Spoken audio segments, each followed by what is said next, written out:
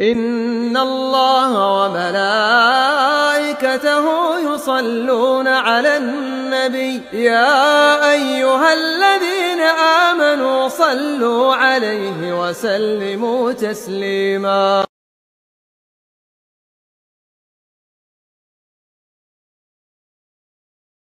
Hal-hal yang orang tidak tahu kalau itu adalah bagian daripada judi. Seperti mengundi nasib, membeli sebuah benda dengan harapan mendapatkan benda yang lain atau hadiah atau bonus. Padahal sebenarnya dia tidak butuh untuk membeli misalnya produk A, targetnya dibeli untuk mendapatkan produk B. Kasus misalnya cukup banyak mal-mal untuk menarik pembeli, maka mereka meletakkan mobil dipajang di depan mal misalnya, yang belanja di sini akan dapat ini, gitu kan. Sekarang berapa orang yang belanja? Dan mobil yang disiapin satu. Kemudian dibuatlah voucher-voucher, siapa yang belanja 50.000 atau 100.000 bisa nulis nama, alamat, gitu kan.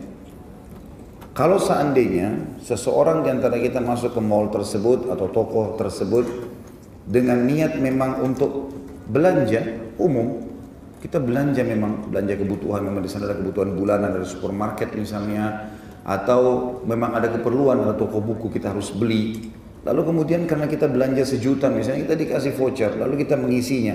Kalau kita betul-betul murni belanja dan tidak menantikan hadiah itu sebagai target, dia hanya sekedar memang ya kalau dia beli karena dia beli, dia butuh produk ini, memang dibutuhin bukunya, makanannya segala macam. Kemudian dia ikut karena bentuk promosi, itu masih ada ulama yang membolehkan. Tapi yang dimaksudkan sini bisa masuk dalam bab judi adalah ada orang sengaja membeli produk A, sebenarnya dia tidak butuh, sampai kadang-kadang harus menumpuk di rumahnya gara-gara ingin mengejar hadiah yang dijanjikan. Dan ini banyak sekali masuk dalam masalah bisnis ya, yang berkembang gitu ya. Yang berkembang kadang-kadang untuk mengejar satu bonus target, akhirnya harus membeli produk yang banyak. Ada beberapa jenis jaringan bisnis yang kadang-kadang untuk mencapai poin tertentu dia harus mengumpulkan beli barang, padahal tidak diperlukan.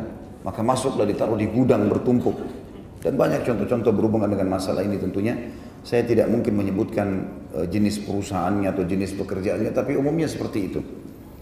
Masuk juga dalam bab judi teman-teman sekalian adalah produk yang tidak terlihat. Padahal sebenarnya produk itu harus ada. Saya pernah didatangi oleh seseorang lebih sebenarnya. Mereka minta waktu kemudian ketemu sama saya mau menawarkan bisnis.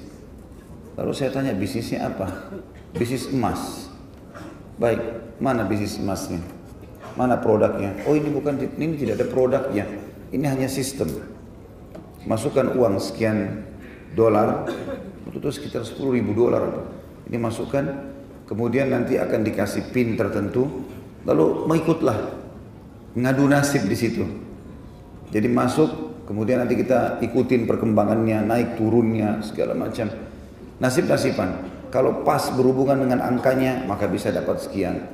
Kalau enggak, maka akan rugi. Ini jelas-jelas judi yang luar biasa. Akhirnya setelah dia jelaskan panjang lebar, saya bilang ini tidak bisa dalam Islam. Hukumnya enggak boleh. Saya tanya terus terang, Mas harus jawab ya, terus terang. Kira-kira orang yang ikut ini, untung atau enggak? Selama ini pengalamannya jadi pegawai di situ, untung atau enggak? Oh enggak, mayoritasnya enggak untung. Dia bilang terus, saya minta terus terang. Kira-kira kalau saya masuk atau sekian persen dari 100% orang yang jadi konsumen di perusahaan ini, berapa banyak yang untung? Ya 10%, 5%, yang selebihnya pasti mengalami kerugian. Ini semua jenis-jenis judi, gitu kan? Kalau produk ada depan mata dalam Islam itu paling jelas harus produk ada. Ya dan biar tangan dengan tangan, cash dan carry, gitu kan? Bayar, tarik, ambil, bawa barangnya. Atau mungkin kredit tapi kredit yang jelas dengan akad yang pasti. Transaksi yang sudah pernah saya jelaskan, kalau saya mau beli mobil kemudian saya tidak punya duit, saya datang kepada teman saya lalu saya mengatakan belikan saya. Dia bilang baiklah saya belikan tapi saya akan jual kepada kamu dengan harga sekian. Misal harga mobil 200 juta, dia belikan saya terus. Lalu dia mengatakan Khalid saya akan jual sama kamu 210 juta misalnya. Boleh dicicil. Akadnya terakhir jual beli boleh, tidak ada masalah. Kalau ini semua akad-akad jelas tidak ada masalah. Tapi kalau akad tidak jelas selama mengundi nasib, maka itu masuk dalam jenis judi. Di zaman